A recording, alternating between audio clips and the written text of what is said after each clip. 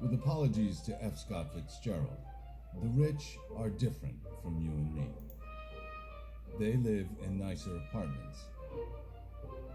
None more so than 740. What's worse at a dinner party, sitting next to a snob or a bore? Oh, I said Designed war. in 1929 by Rosario Because a snob at least and has encased in personality. a simple limestone Yeah. facade. Exactly. 740 And Park because seems you might have a laugh. Right. rather Yeah, understated. especially that. The famous architect understood that wealth. Oh, by is that something time, possessed. Truman was a really close friend of mine. And His apartments were he'd designed taken me to house. see several With Stone walnut paneled concerts rooms, here in the libraries, garden. galleries, So he and said, an abundance of light. the Rolling Stone The largest magazine was John D. Rockefeller's asked 20,000 Truman square if foot he triplex, would write their 37 tour. rooms, And including so, foyers the size of ballrooms, he numerous was service thrilled rooms, and delighted. 14 bathrooms. And so he said, honey, you gotta come. Mrs. John F. Kennedy grew up at And 740 so I Park. said, I Her would grandfather, adore James you. T. Lee, was the building's developer. And so that's how it started. I can't remember how many cities I went to. You slept on a tour bus? Yeah. In the bunk bed? First and Yeah. most pressing requirement. Applicants reportedly must show Going net backstage worth, was which is to say always cash on hand, wonderful of at as least they were $100 tuning million, up and all of which has exercising made and 740 Park screaming. Avenue And home to the super rich. John D. you Rockefeller's felt apartment such an was air built in of 1971 excitement. by How's whiskey Mick Jagger? corporate raider Saul How is he? Steinberg, How was at the he? time How was just he? Oh, how was 33 he? years old. Steinberg, I think the way you'd expect him to promptly be. dedicated one of its rooms Absolutely to his the 200-pound leader, Great Dane, always in giving the command. dog its own The one private that- phone and The fake one that treats to stayed relieve so himself. straight so he could It was better command treatment everybody, than his keep second wife everybody received. else under his In the midst of control a vicious divorce, or under Steinberg had control. been removed from the Did you building find him by the sexy? police in I handcuffs. can see how people found him sexy, but I found him a little repulsive. J. Ezra Merkin. You hated Miss Porter's, didn't you? Oh, yeah. But I always hated school, but I really hated Miss Porter. Very rah, rah, rah, and the teams must win. And even at Chapin in New York, I will never forget, I was terrible at sports, and I was always the last to be chosen for a team, which was so embarrassing and made me feel pathetic. I was miserable, so I took my mother's high heels and my dog, a Bouvier de Flan, and walked across the Triborough Bridge saying, I'm going to escape, I'm going to get out of here. I realized I couldn't go much further, and I didn't know where I was going in any case, and so I turned back.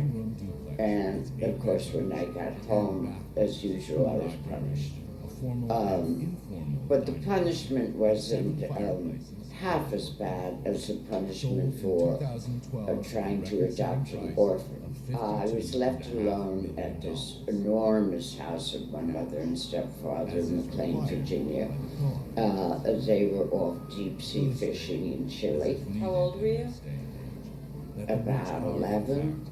And I was just so lonely. All I did was play in the woods with my dogs day after day. And so Nellie was my only friend. And I decided I couldn't stand it any longer, so I looked up in the yellow classified pages, orphanages. And so I took my pathetic allowance, called a taxi from the yellow pages nearest to our house. And so the taxi came, we went to the orphanage, I asked him to please wait, and walked in and said to the Mother Superior at the desk, my name is such and such, and I've come to adopt an orphan. And I have a lovely place where she would be terribly happy. Horses, dogs, and walks, and she would really love it. And she looked at me absolutely stunned and said, I'm so sorry, my dear, but you're you're just too young for us to allow you to adopt a child. When my mother came back about a week later, I just got such helplessness. How you could upset me, how you could torture me the way you have. We were so worried about you. I couldn't figure out quite why that was, as they were in Chile on a motorboat. Can you talk about how you met Peter that summer in Nice? Well, when my sister asked me to come and recover after the big operation to Scorpios and have my own house there and the children, etc., it sounded like the ideal place to recuperate. And she already had asked Peter Beard, who she knew, to come and amuse her children with painting, with sculpting, with skiing. They just adored it. His mess was everywhere in the house, of his collages, photographs, just all over every floor. And then we'd go off at the end of my recuperation and water ski for hours when the incredible heat had gone down. And there were it was just paradise, because in those days so few boats were around that you had at least 100 beaches to yourself. It was always the same color tan, and always an opinion, and an extraordinary costume that only he could get away with. He just gave me so many more interests and so much more curiosity about possibilities. As if needed in this day and age. Can you talk about that summer in Montauk? In Montauk, in Andy's house. And that was because Peter knew Andy very well. And Andy just bought it. And it was really roughing it, but it was in the sea. And I adored that. I remember asking you about Grey Gardens and your cousin and aunt. None more so Was that than in the Hamptons when you were? It was in East Hampton, and it was my idea when Stash and I lived in England at Cherville to go back to East Hampton, which I had so much nostalgia about as a child, and have my extremely eccentric aunt be the narrator for my memories. And she had a wonderful singing voice, and if she'd say anything, her imagination was quite extraordinary. And her daughter Edie, little Edie we always called her, was almost as eccentric. As a child? Even as a child, was she very? No, not at all. She graduated from Harvard, and she never left East Hampton for 25 years. So I thought it would be a wonderful idea to go back there. I said, it'll take days, weeks to get into that house.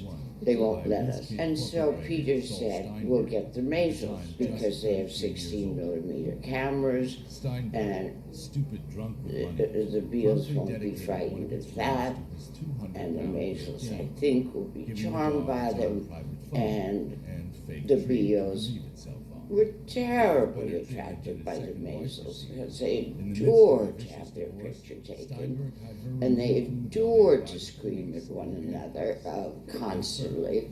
And they said, listen, we don't want this to be an Edie narrating for you, for your nostalgia.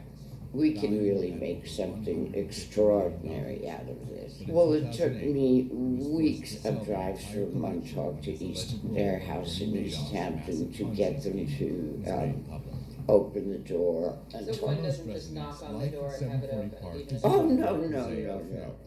You bang and you scream. Can you tell us a little bit about it? No.